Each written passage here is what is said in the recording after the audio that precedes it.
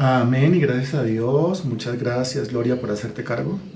Muy buena tarde para todos, bienvenidos. Es viernes y al ser viernes, pues estamos viendo lo que es la exposición de la carta a los romanos. Ya en el capítulo 14. Ubíquese por favor en el capítulo 14 de esta carta. Nosotros los versículos del 1 al 4 ya los vimos. Los versículos del 5 al 9 ya los vimos. Los versículos del 10 al 12 ya los vimos. Los versículos del 13 al 21 ya los vimos. Los versículos del 22 al 23 creo que no los hemos visto. ¿Me corrige, por favor? Creo que lo que nos falta por exponer del capítulo 14 son solamente dos versículos. El versículo 22 y el versículo 23. ¿Estoy en lo correcto o hace 8 días terminamos la exposición del capítulo 14? Corríjame, por favor.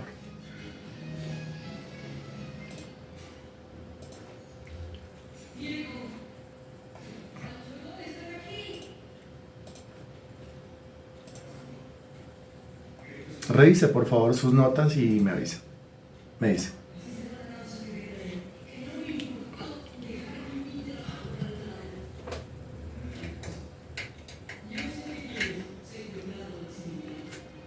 ¿Cierto? Es lo que falta. Versículo 22 y versículo 23. Ok. El versículo 22 dice: ¿tienes tu fe? Tenla para contigo delante de Dios. Bienaventurado el que no se condena a sí mismo en lo que aprueba, pero el que duda sobre lo que come es condenado, porque no lo hace con fe, y todo lo que no proviene de fe es pecado. La Biblia de las Américas en los mismos dos versículos dice: la fe que tú tienes, tenla conforme a tu propia convicción delante de Dios. Dichoso el que no se condena a sí mismo en lo que aprueba, pero el que duda, si come se condena, porque no lo hace por la fe. Todo lo que no proviene de fe es pecado. Bueno, todo esto pertenece a un contexto, recuerde usted, y el contexto es la relación entre el fuerte en la fe con el débil en la fe. Ese es el contexto, ¿sí? Y se ha venido hablando de un montón de cosas y hace 8 días pues fue extenso el tema, desde el 13 hasta el 21, exponiendo versículo por versículo y palabra por palabra también esa relación entre los dos, y pusimos pues varios ejemplos, ¿no? Que el que come verdura, que el que come carne, que si lo invitan a un restaurante, que entonces ¿qué haría? Que quién menosprecia, que quién es el que juzga, que la madurez se demuestra cuándo y la inmadurez se demuestra cuándo. Bueno, hay un sinnúmero de cosas más. Ya llegamos al versículo 22, ¿no? Porque es que alegará el fuerte en la fe y alegará el débil en la fe, pues que tienen fe. Es que, es más, dése cuenta el versículo 1. Recibid al débil en la fe, pero no para contender sobre opiniones. Aquí está hablando de dos personas que tienen fe. El fuerte en la fe y el débil en la fe. El fuerte en la fe dirá, esa es mi fe, y el débil en la fe dirá, esa es mi fe. El débil en la fe dirá, esa es mi fe, yo solo como legumbres. El fuerte en la fe dirá, esa es mi fe, yo como de todo, me puedo comer un pedazo de proteína, pues, un trozo de proteína. El uno le criticará la fe al otro, el otro le criticará la fe al uno. Aquí dice claramente, ¿tienes tú fe? ¿Tiene usted fe? Por supuesto que tenemos fe. O sea, usted tiene fe, tiene certeza, tiene convicción de que algo es así. ¿Sí? Lo más lógico durante el día es: yo tengo fe que al ir a determinado lugar, al hacer determinada diligencia, pues todo me va a salir bien. No creo que alguno de nosotros ya a estas alturas vaya a hacer una diligencia en el transcurso del día pensando que todo le va a salir mal. Yo creo que uno durante el día tiene la expectativa de que las puertas se van a abrir. ¿Es o no es así? Yo creo que uno tiene la expectativa de que durante el día, pues soluciones se van a dar. El Señor va a proveer. El Señor en su providencia va a hacer algo a mi favor, ¿no es cierto? Que así pensamos nosotros, así vivimos durante todo el día, vivimos todo el día con fe. Por eso nos llama la Biblia creyentes, somos creyentes. ¿Por qué? Porque durante todo el día mantenemos la fe. La fe se necesita durante todo el día, todo el día. Tiene usted una cita a las 10 de la mañana, 12 del día, 3 de la tarde, 6 de la tarde, tiene usted una cita que es algo importante para su progreso, algo importante para su prosperidad. Usted va con la expectativa de que algo va a hacer el Señor y de que todo va a salir bien. Y ninguno, repito, iría con la expectativa de que todo va a salir mal, de que me van a decir que no, de que todas las puertas se me van a cerrar, porque eso no es fe. entonces no se llamaría creyente, se llamaría incrédulo. Entonces aquí cuando pregunta el apóstol Pablo, inspirado por el Espíritu de Dios, ¿tienes tu fe? La respuesta es, sí Señor, yo tengo fe. Bueno, téngala o tenla. Para contigo, mire lo que dice, para contigo delante de Dios. Sí, o sea, es que la fe no es para enrostrársela al otro. Mis convicciones, mis certezas no son para restregárselas en la cara al otro. Si usted tiene fe, otra vez regresando al asunto de la comida, de que al comer eso usted va a estar saludable, gracias a Dios, pero no se lo imponga a los demás. Hace 8 días hacíamos una serie de preguntas, ¿no es cierto? Yo como verdura, ¿y qué? Y usted respondía, pues rico, cómasela, disfrútela. Y el otro decía, yo como proteína, yo como carne, ¿y qué? Pues rico, disfrútela, cómasela, pero no le amargue el almuerzo. Entonces aquí lo que está diciendo es eso. Usted tiene fe, tiene certezas, tiene convicciones, téngalas, dice el texto, para contigo, o sea, para usted, delante de Dios. Eso quiere decir que la fe es una cosa que se muestra, se manifiesta, no a los hombres. La fe es una cosa que se muestra, es delante de Dios. Es delante del Señor. Señor, esta es mi fe. Al fin y al cabo, ¿quién es el que galardona a los que le buscan? Dios. ¿Quién es el que recompensa la fe? Dios. ¿De quién se dice que sin fe es imposible agradar a quién? A Dios. Realmente a la gente a mi alrededor le importa muy poquito si yo tengo o no tengo fe. La gente está en su propia vida, la gente está en su propio cuento. La fe no es una cosa que yo voy como alardeando o chicaneando de la cantidad de fe que yo tengo. No. ¿Tienes tu fe? Tenla para contigo, porque me sirve a mí, me funciona a mí, porque más el justo por la fe vivirá. Romanos capítulo 1, versículo 17. Pero téngala para con usted, o tenla para contigo delante de Dios. Y a continuación dice, bienaventurado el que no se condena a sí mismo en lo que aprueba.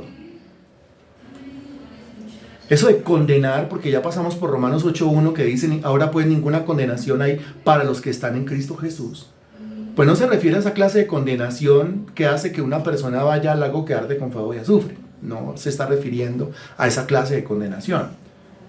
Aquí está hablando es de no ser coherente con lo que dice. Alguna vez le pasó al apóstol Pedro, y con este ejemplo creo que nos va a quedar claro a todos. El apóstol Pedro, dice la Escritura, que cuando estaba con los judíos se comportaba de una manera, pero cuando estaba con los gentiles se comportaba de otra manera. Cuando estaba con los judíos hablaba de la circuncisión, y claro que sí, aprobaba la circuncisión.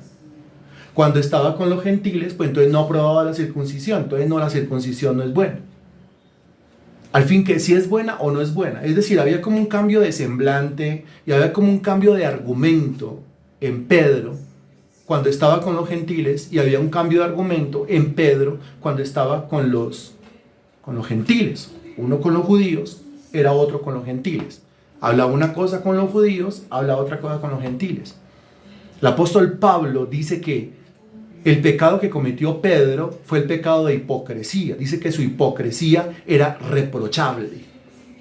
Hipocresía. Y de eso aquí está hablando precisamente. Porque está diciendo, mire, usted tiene que demostrar su madurez espiritual, tiene que demostrar su fuerza, su fortaleza espiritual delante del débil en la fe. Pero no se convierta en un hipócrita. O sea, que quede claro, que usted está comiendo esto o no está comiendo esto es para no ofender, para no perder, ¿sí? Para no alterar la relación con el débil en la fe. Pero no porque usted piense así. Porque entonces si alguno le pregunta, pero usted ¿qué hace comiendo verduras? O el débil le pregunta, ¿qué hace comiendo verduras? Yo solo como verduras. No, no es cierto, es mentiroso. Usted no solamente come verduras, usted también come carne. Pero entonces cuando está con los que comen carne, ¿qué dirá? Uy, yo solo como carne y yo no como verduras. Y esos débiles en la fe solo comen legumbres. No, o sea, que a todo el mundo le quede claro. Mire, yo estoy con ustedes acá y aquí me puedo comer un pedazo de carne. Pero cuando estoy con los débiles en la fe, digamos que es que solo comen legumbres y están tan niños que todavía juzgan a los que no comen lo que ellos comen, pues entonces yo no tengo ningún problema de pues comerme un platado de espinacas o brócoli o coliflor o lo que ellos consuman. Pero es que eso no es por hipocresía, sino que eso es por madurez espiritual. Y no es hipocresía. Ahora, ¿cómo? Porque hay una línea ahí, ¿no? Una línea. Puede ser el peor de los hipócritas y creerse maduro espiritualmente hablando. ¿Y cómo hacemos nosotros para distinguir o diferenciar una cosa de la otra, al hipócrita del maduro? Pues porque el maduro a todo el mundo se lo deja claro. El adulto en Cristo a todo el mundo se lo deja claro. Es decir, no tengo problema con ustedes de comer legumbres en este momento. Pero aclaro, yo no solamente como legumbres. Pero delante de ustedes no voy a comer otra cosa que no sea legumbres. Porque de pronto la cabecita, el corazoncito, la voluntad de ustedes no está preparada para verme comer otra cosa. Punto, ya. Ya. O como en el caso de los días, el que guarda los días y el que no guarda los días. Para uno todos los días son iguales, para el otro hay unos días que son especiales. Lo comparamos con el tema de lo que hicimos nosotros en diciembre, los 9 días, las evangelizaciones. Adaptando lo que el mundo llama novenas, nosotros fuimos a evangelizar. Para algunos eso será una cosa terrible, lo que nosotros hicimos. Sí, muy bien. Entonces, pues yo con usted no lo voy a hacer. No lo voy a hacer partícipe de lo que yo sí voy a hacer, pero yo le aclaro, yo lo voy a hacer. Pero yo no voy a participar de eso que usted está haciendo. No, nadie te va a obligar a que participes de eso que yo estoy haciendo. Pero entonces, ¿por qué lo hace? Trataré yo de explicarle. Pero no puede ser que a esa persona no le guste eso de la evangelización, haciendo uso de esas fechas especiales, y entonces yo caiga en la mentira y en la hipocresía de decir, uy, sí, es que esa gente que evangeliza en esas fechas, cuando yo mismo estoy evangelizando en esas fechas. Entonces aquí volvemos al asunto. Tienes tu fe, tenla para contigo delante de Dios. Bienaventurado el que no se condena a sí mismo en lo que aprueba. ¿Sí? Dice el dicho secular que el pez muere por su boca. Y entonces volvemos a la diferencia entre el maduro y el hipócrita. Es que el maduro a todo el mundo se lo deja claro, pero tiene un comportamiento de acuerdo a la ocasión. Eso no lo hace hipócrita, sino que tiene un comportamiento de acuerdo a la ocasión. Punto. Hay que distinguir con quiénes está y comportarse a la altura. Y ya. El versículo que sigue dice, pero el que duda sobre lo que come, note que está hablando de la comida, o sea que sigue hablando de lo mismo. No está hablando de salvación.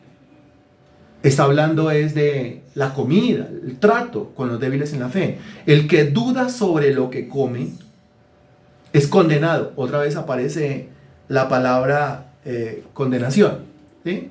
Pero es condenado ¿por quién? Pues no es condenado por Dios, sino que es condenado por el otro, por el prójimo. El que duda sobre lo que come es condenado. ¿En qué sentido se le condena? Pues se le condena en el sentido de que lo van a señalar, lo van a criticar, le van a decir mentiroso, le van a decir doble, le van a decir hipócrita. El pecado en el cual cayó el apóstol Pedro. El que duda sobre lo que come, si se va a comer ese pedazo de carne, cómaselo, pero sin dudar. O sea, yo me lo estoy comiendo, pero ay, Dios mío, ¿será que sí? ¿Será que no? O me va a comer esos, no sé, esa ensalada, pero ay, Dios mío, ¿será que sí? ¿Será que no? No, pues, ¿cuál es su fe?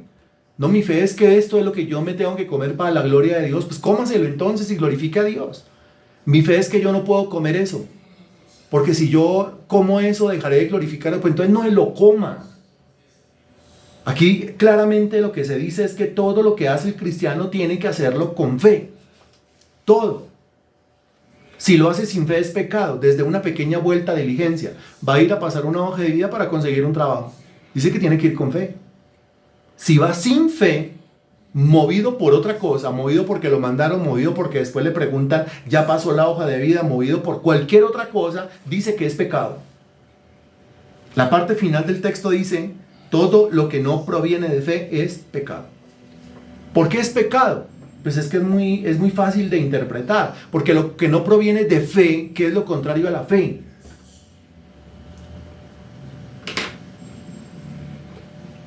Lo que no proviene de fe, entonces, ¿qué es lo contrario a la fe? Incredulidad. Lo que no proviene de fe es incredulidad. Lo que no proviene de fe es duda. Lo que no proviene de fe es escepticismo. Y perdón, ¿cómo es que nos llaman a nosotros? Los creyentes, no los dudosos. Los creyentes, no los escépticos. ¿Cierto? Los creyentes, no los incrédulos. Ojo, ¿cómo nos llaman a nosotros? Los creyentes, no los pesimistas. Los creyentes, no los negativos. Y somos los creyentes, entonces somos los que decimos que sí se puede.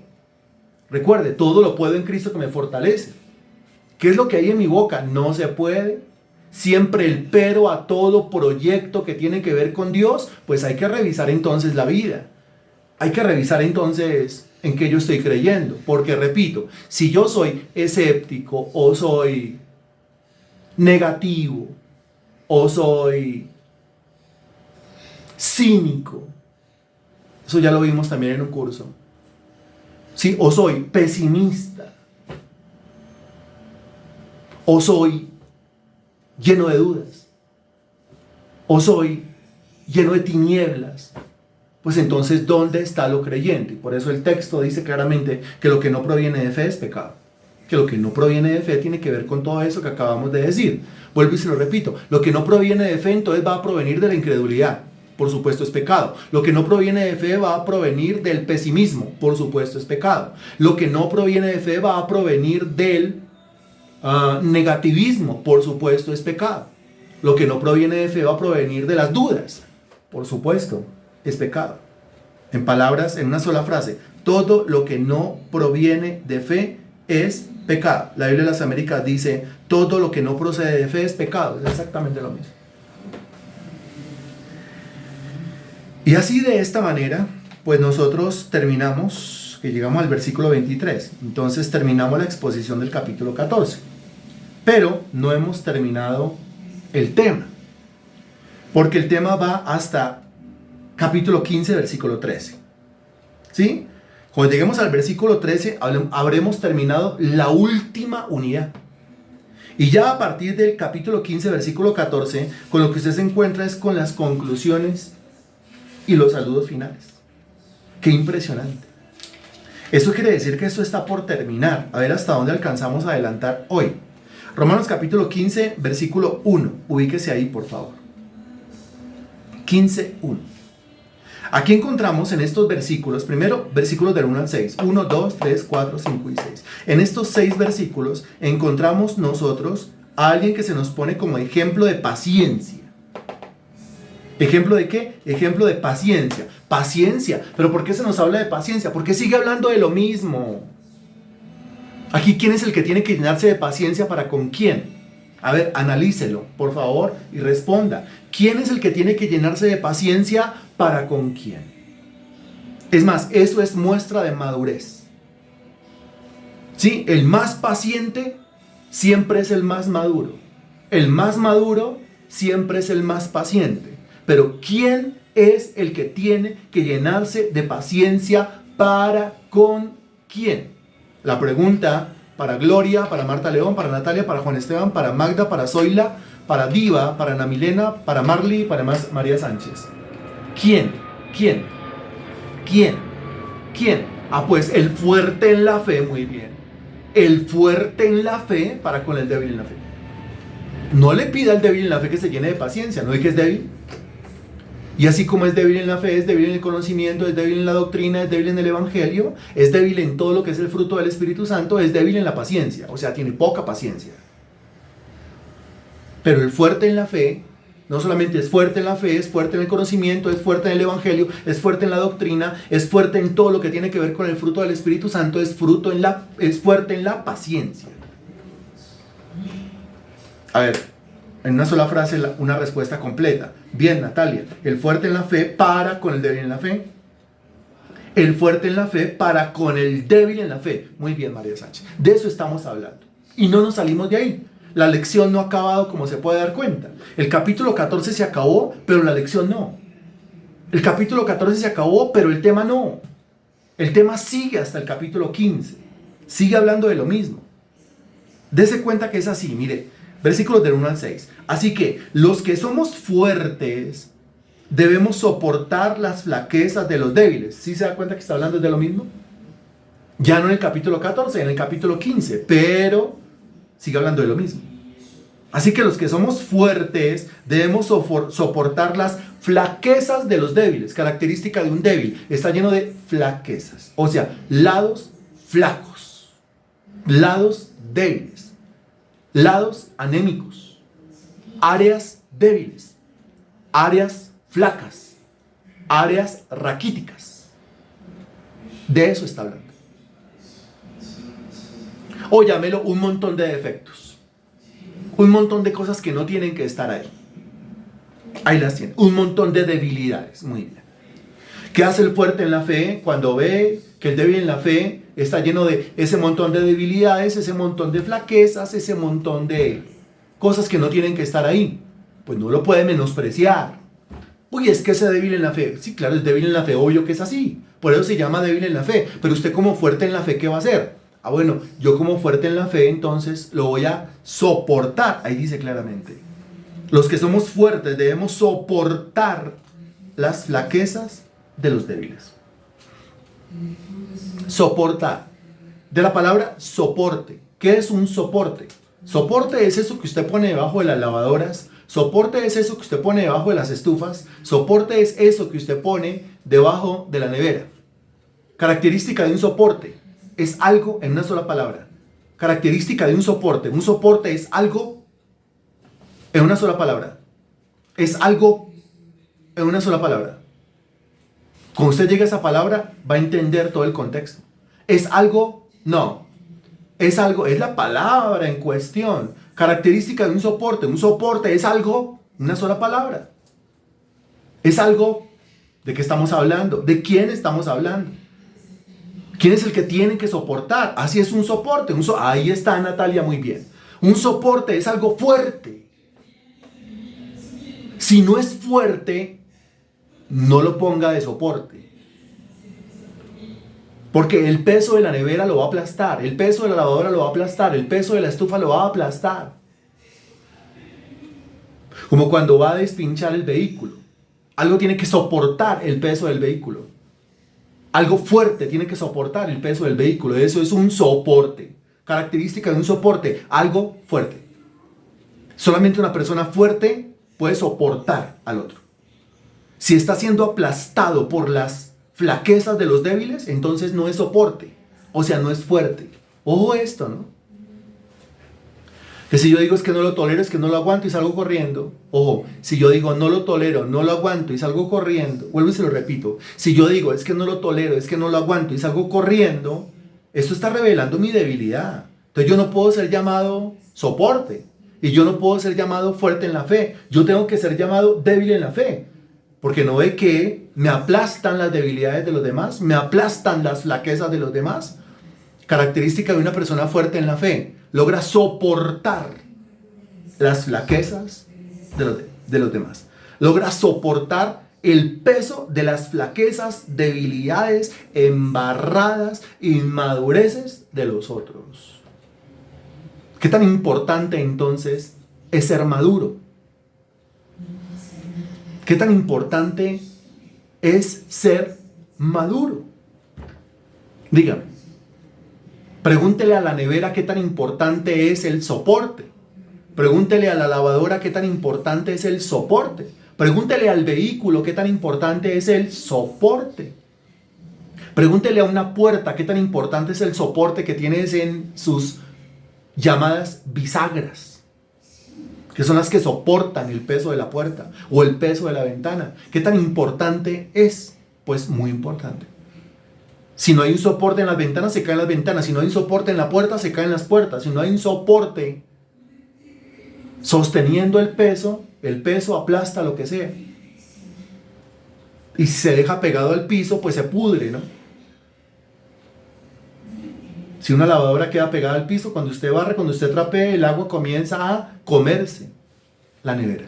Por eso se coloca un soporte debajo. Ahora, aquí es exactamente lo mismo, porque es que el débil en la fe es edificado, es transformado, es cambiado gracias a la influencia del fuerte en la fe sobre su vida. Sin fuertes en la fe, no hay débiles en la fe que se conviertan en fuertes en la fe. Le repito, sin fuertes en la fe, No hay débiles en la fe que se conviertan en fuertes en la fe. Característica de una persona fuerte, pues habla fuerte. Característica de una persona débil, pues habla débilmente. La enseñanza de una persona fuerte no es la misma enseñanza de una persona débil. Y cada vez que habla una persona fuerte en la fe, está como retando a los demás al cambio.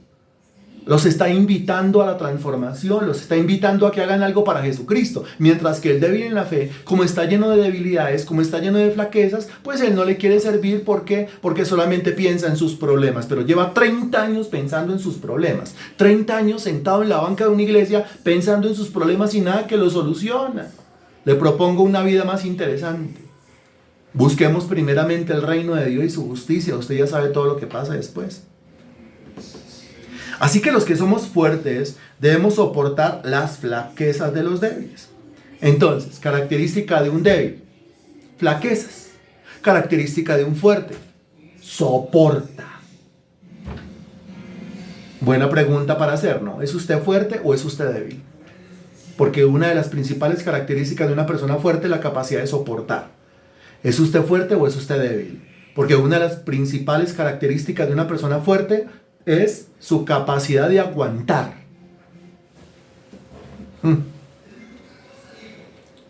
Debemos soportar las flaquezas de los débiles y no agradarnos a nosotros mismos. No te lo crees. No agradarnos a nosotros mismos. ¿Cómo así no agradarnos a nosotros mismos? Sí, porque es que puede que diga esta persona, no, pero es que ese débil en la fe es insoportable, es intratable, es inmamable. Yo no me lo voy a aguantar, yo le voy a sacar el cuerpo. ¿Le voy a sacar el cuerpo para qué? Le voy a sacar el cuerpo para mi propia satisfacción. Le voy a sacar el cuerpo por cuestión de mi propio ego porque no quiero que me lo maltrate. Le voy a sacar el cuerpo porque es que es bien cansón y yo no quiero que me aburra la vida. Dese cuenta. Pero si yo estoy con esa tónica, la tónica de que no quiero que me aburra la vida, no quiero que me fastidie, no quiero que me canse, no quiero que me diga nada, estoy demostrando que yo no tengo la capacidad de soportar. Entonces estoy soportando que yo solamente quiero agradarme a mí mismo. Yo solamente quiero estar tranquilo. Pero es que es un débil en la fe. ¿A mí qué me interesa? Pues que otro sea el que lo edifique. No. Porque si usted es débil en la fe, es a usted al que le toca edificar al débil en la fe. Entonces, otra característica del fuerte en la fe. Cumple responsablemente con la tarea de edificar al débil en la fe. Le repito, otra característica del fuerte en la fe. Cumple responsablemente con la tarea de edificar al débil en la fe. ¿Hay gente cansona? Por supuesto que sí. Gente muy cansona. Gente muy aburridora. Quizá usted esté pensando en mí. Bueno, yo estoy pensando en otros. ¿Qué debe hacer uno? Soportar. No tengo la capacidad de soportar, Freddy. Entonces no se llame fuerte en la fe. Entonces no es lo suficientemente fuerte como para servir de soporte o de aguante a las debilidades o a las flaquezas de otros. ¿Seré yo también un débil en la fe? Entonces los demás tendrán que llenarse de mucha paciencia para tolerarme. Tendrá que llenarse de mucha paciencia para soportarme. Eso le enseña la Biblia. Para eso es necesario estar fuerte. Para eso es necesario el crecimiento espiritual. ¿Sí lo entendemos? Para eso es necesario comer de la palabra de Dios. Porque es que a veces, mire, esto lo convertimos en pura religiosidad y en puro fanatismo. No nos damos cuenta de la relación con los demás. Entonces decimos, es que me toca alimentarme de la palabra. Sí, pero ¿para qué? Y me toca alimentarme de la oración. Sí, pero ¿para qué? ¿Para qué se alimenta uno? ¿Para qué come uno? ¿Para qué se hidrata uno? ¿Para qué se ejercita uno espiritualmente? ¿Para qué? ¿Para estar cómo? Responda usted, para ser fuertes. Para estar fuertes. ¿Acaso no le decía a usted al niño o a la niña, cómanse la verdura para que crezca fuerte y sano? Cómanse lo que le serví para que crezca fuerte y sano. Mucha agüita, mucha hidratación. Hay que hacer deporte para estar ¿qué? Para estar ¿cómo? Para estar fuerte. Muy bien. Pero yo ¿para qué quiero estar fuerte? Yo quiero estar fuerte para... Y casi nadie responde esto. Pues yo necesito estar fuerte porque no ve que a mí me toca servir de soporte a las flaquezas de los débiles. Ahí ya voy entendiendo. Todas esas situaciones, positivas, negativas, más las negativas que las positivas, pues todos esos problemas, todas esas situaciones difíciles, tribulaciones, Eso es como cuando el hierro se calienta al rojo vivo y se lleva al yunque. Y en el yunque se le da martillo, martillo, fuerte martillo, vuelve y se lleva el fuego, vuelve y queda el rojo vivo, vuelve y se le da martillo hasta formar un soporte. Y cualquiera va a decir, esta pieza es impresionante, de verdad que es que la pongo debajo de una tractomula y la tractomula no le hace nada a esta pieza. Es una cosa tan fuerte, sí, pero ¿por qué tuvo que pasar esa pieza? Dígame. ¿Por qué tuvo que pasar ese elemento? ¿Por qué tuvo que pasar ese instrumento o esa herramienta para convertirse en algo tan fuerte? Pues por un montón de fuego, por un montón de candela, por un montón de pruebas, por un montón de situaciones difíciles. Para hoy, servir de soporte. Para que hoy realmente, mire, se sacuda el hombro y diga, sabe que eso me resbala. Pero no en el más sentido de la palabra, no en la indiferencia, no en la soberbia. Sino que diga, mire, eso me resbala. O sea, realmente que estén hablando mal de mí, bien o mal, ya no me afecta. Que me metan en chismes, ya no me afecta. Imaginen llegar a esos niveles, ¿no? Eso se hace a punta de calor y a punta de martillo. Llegar a esos niveles. Que están hablando mal de mí, pues no me afecta. Que están escarneciendo, no, pues que me metieron en un chisme, no, pues tampoco me afecta, la verdad. Que vinieron, gloria a Dios. Que no vinieron, gloria a Dios también. Como que uno deja ya de sufrir por tanta cosa que antes sufría, como que era débil en la fe. ¿Por qué era débil en la fe? Cuando era débil en la fe. Ahorita a estas alturas, usted discierne las personas, usted lee a las personas, entiende por qué las personas son así, entiende que hay un espíritu, que hay un alma, que hay un cuerpo, que hay una carne, que hay una concupiscencia, sí, entiende todo eso, que hay unos temperamentos, que es un proceso de transformación, de cambio, que no son personas perfectas, como usted no es perfecto. Todo eso usted lo comienza a discernir. Todo eso usted lo comienza a entender. Todo ese conocimiento, inteligencia, sabiduría, sapiencia, a usted lo lleva a niveles de madurez, a niveles de fortaleza. Y es cuando Dios le dice, bueno, entonces soporte. Pero soportar mientras ¿qué? Soporte mientras edifica. Porque es que en el proceso de edificar a otro, puede ser que el otro se lance como perro rabioso y le muerda una mano. Como cuando usted extiende el pancito al perro y el perro sacó el hocico, abrió la jeta y le mordió un dedo. Usted dice, lo único que yo quería era darle un pan, me mordió la mano y usted sacó y le pegó una patada al perro. No debió haber pateado al perro. Entiéndame la metáfora. Ese perro es el débil en la fe. Usted le está ofreciendo el pan, que es la palabra, su compañía, su amistad, su relación. Venga, oremos juntos. Yo le doy un consejo. Todo eso es necesario para crecer. ¿Qué hace el débil en la fe? Como está lleno de flaquezas. El débil en la fe un día entonces no lo quiere saludar, un día no le quiere hablar, un día se puso bravo, un día no le abrió la puerta, un día no le contestó el teléfono, un día lo dejó en visto al WhatsApp, un día le salió con quién sabe cuánta cantidad de bobadas. Ese día, ¿qué va a hacer usted? ¿Patear al perro? No patea al perro. Es cuando dice aguante, soporte. Siga edificando, siga haciendo lo suyo. Siga colocando el mensajito, siga la invitación a la oración. Eso es lo que tiene que hacer. Porque la labor del fuerte en la fe, repito, es edificar al débil en la fe. Pero el débil en la fe le puede estar saliendo con quién sabe cuánta chiripiorca. ¿Qué hace el fuerte en la fe frente a las chiripiorcas del débil en la fe? Soporte, mijo, aguante, mijo. Eso es lo que tienen que hacer. No lo patee, no le devuelva el golpe, no devuelva mal por mal, no, porque su labor es edificar al otro. Cada uno de nosotros agrada a su prójimo en lo que es bueno, para edificación. Mire, ahí está. Lo estaba diciendo, ahí está en la Biblia. Cada uno de nosotros agrade a su prójimo, mire, agrádelo. ¿Agrade qué es? Agrádelo, conténtelo, llévele la idea, téngalo contento, téngalo tranquilo. En todo, no, ahí dice, en lo que es bueno. O sea, no puede ser que por agradar al débil en la fe usted termine metiéndose quién sabe por ahí en qué cosas, ¿no? Dice, agrade en la fe en lo que es bueno, agrádelo. Yo hoy me voy a comer un platado de habichuelas. Dios santísimo, agrádelo. Vaya, coma ese platado de habichuelas con él. Yo hoy me voy a comer un platado de cubio, chuguas, ibias y un jugo de guatila. Dios santísimo, bendito Dios. Agrádelo en lo que es bueno, coma. No se va a morir, no se va a indigestar, es comida.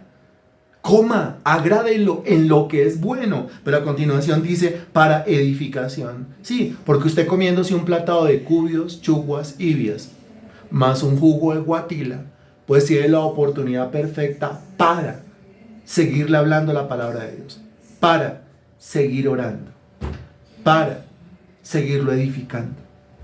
De eso trata, de eso está hablando. Dese cuenta que ser fuerte en la fe no es fácil. Es más fácil ser débil en la fe y que la gente lo aguante y lo soporte a uno, punto. Que la gente lo lleve a uno en cochecito, punto. Es más fácil ser un niño y armar el espectáculo y que todos lo vean, pero es que yo soy un niño, yo estoy chillando, yo estoy berreando, yo estoy llorando, yo estoy armando pataleta, yo me tiré al piso y necesito que alguien me ponga cuidado. Eso es más fácil. Pero ser adulto quiere decir lidiar con las rabietas, los espectáculos, las tiraditas al piso, los berrinches, las berriaditas del débil en la fe. Sí, porque el débil en la fe se desmaya cada rato, el débil en la fe se marea. Entonces el débil en la fe a la reunión no vino, a la otra reunión no vino, a la otra reunión no vino. Pero la oración, y toca empújele y empújele y empújele, dele manivela, dele chancleta. Eso es lo que toca hacer. Dice a continuación, porque ni aun Cristo se agradó a sí mismo. Recuerde que Cristo no se agradó a sí mismo. Recuerde que Cristo no vino a hacer su propia voluntad, sino la voluntad del Padre. ¿No? Y recuerde cuando buscaban a Cristo y le decían a Cristo, Señor, es que mi hijo está atormentado por un demonio. Vamos. Señor, es que mi hija está enferma. Vamos. Señor, es que mi siervo está en cama gravemente atormentado. Camine para allá. Señor, es que lo invito a la casa de Jairo. Sí, Señor. Saqueo. Entonces, es que yo quiero que vaya a mi casa. Sí, camine para allá. Y entonces que la sinagoga también. Es que una mujer sirofenicia lo busca. Ah, bueno, hagámosle caso. Y es que unos niños lo buscan. Ay, no se lo impidan. Dejen que los niños vengan a mí. Lidie y lidie y lidie. ¿Qué tan fácil es lidiar? ¿Qué tan fácil es lidiar? Dígamelo usted. ¿Qué tan fácil es? Tiene que hacer una vuelta, pero no porque es que ahí está Bartimeo. Entonces Bartimeo lo va a detener en el camino. Y entonces le tiene que hacer la pregunta. Y entonces ¿qué necesita? Y entonces ¿qué quiere? Y el Señor está dormido. Pero lidie, porque los discípulos están asustados, espantados. Hay una tormenta en el mar de Galilea. Y los discípulos no saben qué hacer. No saben qué hacer. Gente tan adulta. La mayoría de ellos, si no la mitad de los discípulos, eran marineros experimentados. Pero ahí se les olvidó lo que tenían que hacer. Entonces van y despiertan de mala gana al Señor Jesucristo. Y el Señor tiene que despertarse y lidie, y lidie, y lidie. Y aguante, y aguante, y aguante, y soporte, y soporte, y soporte. Mientras les voy comunicando la palabra de Dios, no los puedo patear. Me toca lidiar, soportar. ¿Qué tan fácil es eso? Dígame. Muy, muy difícil. En un gran sentido, o en un gran porcentaje, la labor más importante del fuerte en la fe, ojo esto, en un muy alto porcentaje, la labor más importante del fuerte en la fe es lidie. Lidie. Gestione eso. Lleve la idea. No en hipocresía, ya lo vimos, sino en madurez. En madurez. No en doblez, sino en madurez. ¿No? ¿Quién quiere ser fuerte en la fe? Y lo tenaz de eso es que nos toca decir a todos, yo quiero ser fuerte en la fe. Yo necesito ser fuerte en la fe. Nos toca a todos serlo. No es que yo no quiero ser un niño en la fe, yo no quiero ser débil en la fe, no. O sea, que me lidien a mí y cuándo va a crecer. Y es que lastimosamente, y hay que decirlo, mire, lastimosamente, entre los cristianos tenemos personas que llevan muchísimos años en iglesia, muchísimos años yendo los domingos, sagradamente todos los domingos, pero son unos completos inútiles para el reino de Dios. Ellos se creen fuertes en la fe por el hecho de que llevan muchísimos años yendo todos los domingos sagradamente al culto, pero no les sirven a Dios. Su vida no cambia. No son generosos para con el Señor. No sacan tiempo para involucrarse en las cosas de Dios. ¿Dónde está la madurez?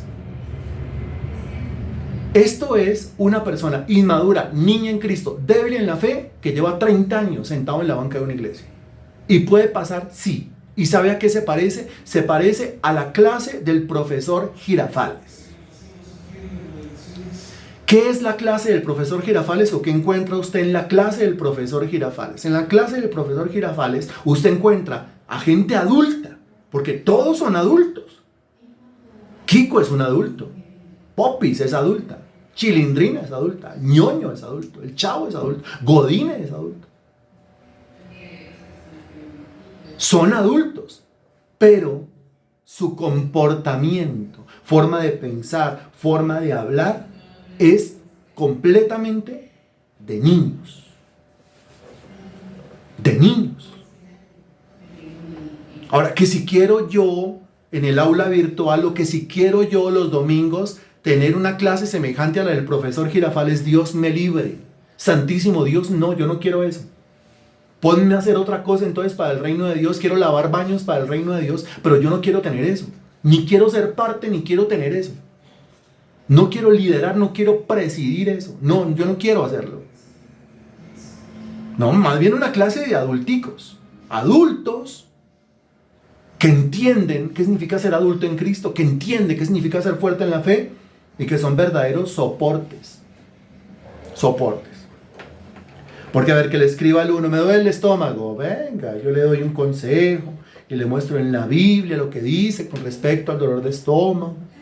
Y también voy a orar por usted para que Dios le quite el dolor de estómago. Oro, ¿cómo se siente? Ay, tan chévere, ya no me duele tanto el estómago. Ah, bueno, gloria a Dios. Y al día siguiente, me duele el estómago. Y a la semana siguiente, me duele el estómago. Y lleva 15 días, me duele el estómago. Y lleva un mes, me duele el estómago. Y lleva 1 año, 2 años, me duele el estómago. ¿Qué tiene que hacer usted? Tolerar, pero apriete tuercas. Eso lo hizo el Señor Jesucristo. Iba tolerando y iba apretando tuercas. Hasta que les dijo, ¿hasta cuándo he de estar con vosotros? ¿Hasta cuándo os he de soportar? No, te va tolerando, pero va apretando tuercas. Eso es lo que tiene que hacer. Ni aun Cristo se agradó a sí mismo. Antes bien, como está escrito, mire, los vituperios de los que te vituperaban cayeron sobre mí. Qué cosa tan aterradora. De eso estábamos hablando, ¿no? Cristo no se agradó a sí mismo. Se dedicó a lidie por aquí y lidie por allá. Tolere por aquí, tolere por allá. Soporte por aquí, soporte por allá. ¿Y qué hizo toda esa gente? Lo vituperaron, mi estimado. Lo vituperaron. O sea, hablaron mal de él. Lo escarnecieron, lo metieron en chismes. Imagínense. ¿Quiénes? Pues la mayoría de los chismosos y de los mentirosos y de los habladores y de los calumniadores, gente a la cual Jesucristo le hizo el bien. ¿Cómo le parece eso?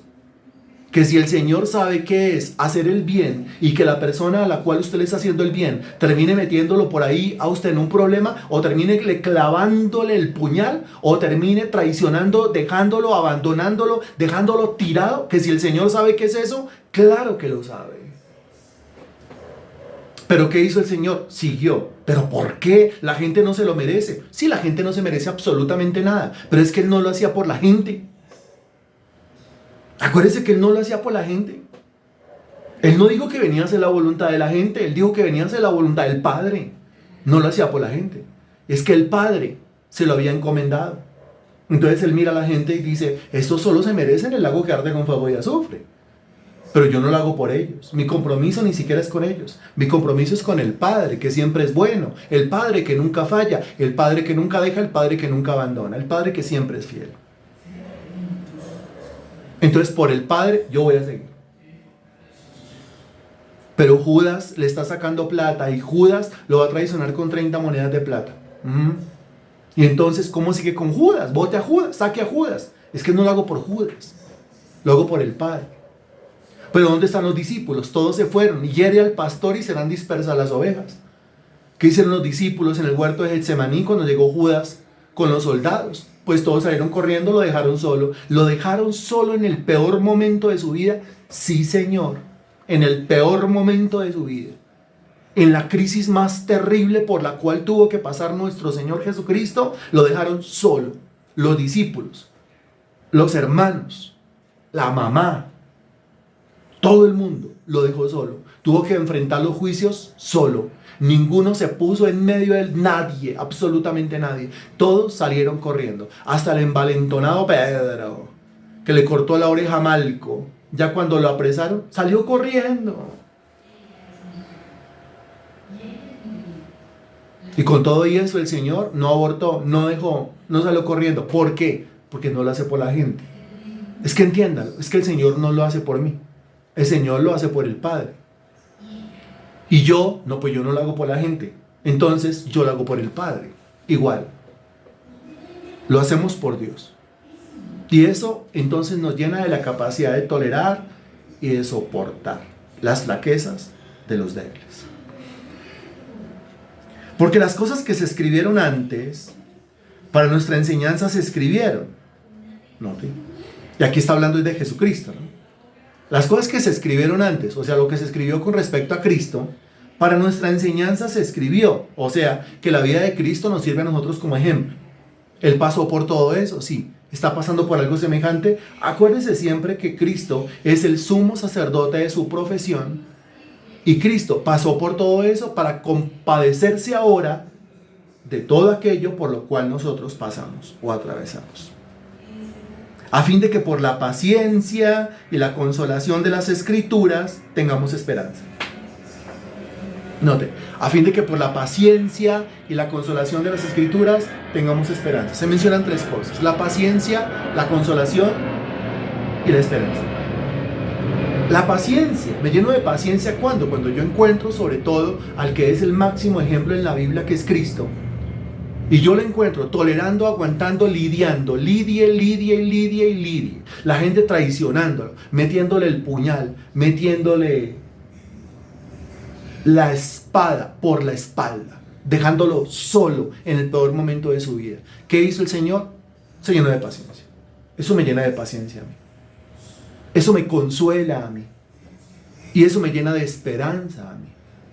Y todo eso se encuentra ¿en dónde? En las páginas de la Sagrada Escritura. A continuación dice: pero el Dios de la paciencia y de la consolación os dé entre vosotros un mismo sentir según Cristo Jesús. Otra vez lo que estamos diciendo. Que nos dé el Padre de la paciencia y de la consolación un solo sentir en Cristo Jesús. ¿Qué es lo que quiere? Que seamos iguales a Jesucristo. Que seamos moldeados a su imagen y a su semejanza. Eso es lo que quiere. Eso es lo que busca el Señor. Porque Cristo pasó por eso.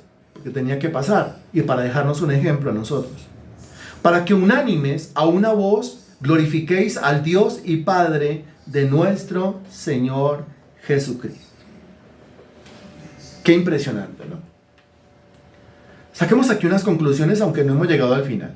Sin embargo, lo que sigue a continuación es un contexto especial. Pero no alcanzamos a verlo hoy, porque va del 7 al 13. Lo vemos dentro de 8 días. Pero hasta el momento, las conclusiones son grandes. La iglesia está conformada por gente fuerte y gente débil. Muy bien.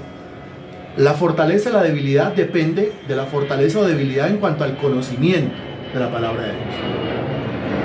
Se refleja esa fortaleza o debilidad también en el comportamiento. Sobre todo en el tema de la tolerancia, en el tema de la paciencia, en el tema del aguante. Se necesitan personas maduras en la sociedad, pero se necesitan personas maduras en la iglesia, que toleren, que soporten, que lidien con todo el mundo. Algo que definitivamente casi no tenía Moisés, ¿se acuerdan? Que Moisés se desencasillaba muy fácil. Yo me identifico mucho con Moisés, por ejemplo. Y me identifico mucho con Elías, por ejemplo. Cuando hay que tolerar, uno tiende a desencasillarse, desencajarse o desquiciarse. A mí me gusta mucho la palabra desquiciar, porque entiendo su significado y su etimología. Los quicios eran el nombre que recibían lo que actualmente se conoce como bisagras. Antes eran los quicios, ahora son las bisagras. Ahora usted va y compra un par de bisagras. Antes tenía que comprar un par de quicios, pero es lo mismo. Desquiciarse quiere decir que la puerta se salía de la bisagra o la ventana se salía de la bisagra y pues se caía, se desplomaba, se iba contra el suelo. Lo mismo, cuando uno se desquicia o se sale de sus bisagras, pues se va contra el suelo. Y uno tiende a hacer eso. Moisés, por ejemplo, en los momentos que le exigía mayor tolerancia, ese hombre de verdad energúmeno, muchas veces llevado por la ira, por la piedra, pues él quería era coger a todo el mundo y despescuezarlo. Lo hizo cuando estaba en Egipto matando a un egipcio precisamente. Lo hizo al golpear 2 veces la roca cuando el Señor le ordenó que fuera una sola. Muchas veces se enfrentó a la gente, muchas veces se peleó con la gente y poco a poco fue transformado. Lo mismo pasó con el profeta Elías. Lo mismo pasó con el profeta Eliseo, que salía la gente y la gente le decía calvo porque él no tenía pelo, sufría de alopecia. Eliseo era calvo. Y le decían calvo sube, calvo sube. Y dice que Eliseo los maldijo y salieron unos osos y se comieron a los muchachos, mataron a los muchachos. Qué cosa tan tenaz, ¿no? Así, llevados por la piedra, llevados por la rabia, y todas las historias están en las páginas de la Sagrada Escritura, pero no encontramos lo mismo en el contexto de la vida del Señor Jesucristo. Alguna vez le preguntaban los discípulos a Jesús, cuando pasaron por Samaria y en Samaria no los recibieron, los discípulos le dijeron a Jesús, ¿quieres que oremos como hizo Elías para que caiga fuego del cielo y los consuma a todos? Y el Señor les dice, ustedes no saben de qué espíritu son. O sea, no, yo no vine a eso. Yo no vine a maldecir ni a desearle el mal a nadie. Yo no vine a perder las almas de los hombres. Yo vine a ganar las almas de los hombres. Vine a rescatar las almas de los hombres. Nuestro Señor Jesucristo, no Moisés, no Elías, no Eliseo, ningún otro, es el ejemplo a seguir. Solamente nuestro Señor Jesucristo. Nos demostró con su propia vida cómo soportó las flaquezas de los débiles en su tiempo y sigue soportando mis flaquezas y las suyas. Porque todos los días esas flaquezas florecen. Todos los días esas flaquezas se muestran. Y el Señor lidia conmigo. Y soporta. Y gestiona mi flaqueza. Y aguanta mi flaqueza. ¿Con el fin de qué? Con el fin de que yo me fortalezca y me convierta en un soporte. Bendito Dios, te doy infinitas gracias por tu palabra predicada hoy. Creo yo muy edificante. Creo yo muy nutritiva. Creo yo muy llenadora, Señor. Te suplico, bendito Dios, toma tú el control de nuestra existencia, de nuestro crecimiento espiritual. Ayúdame a no ser débil en la fe, a no ser un pereque para los demás, Señor. Ayúdame, Santísimo Señor, a no ser esa víctima, Señor, o ese que siempre está con el mismo tema, con el mismo cuento, de que la vida no sale, de que las cosas no surgen, de que todo está estancado. Ayúdame a ser más bien alguien que presente soluciones, que corrija lo deficiente, alguien que tenga buenas nuevas todos los días y no malas viejas todos los días. Entrego en tus manos esta exposición, te pido que no se quede en nosotros, te pido, Señor Dios, que trascienda todo este conocimiento y que todos esos videos, todas esas clases que tenemos en YouTube, porque es un trabajo de todos los días, pues mi Dios, corran por todo el mundo, que tu palabra corra y sea glorificada. Prepara el corazón y la mente de todos para que el domingo nos podamos reunir a alabar tu precioso nombre. Te lo pedimos en el nombre del Señor Jesús. Amén. Y gracias a Dios. Amén. Eso es todo por hoy.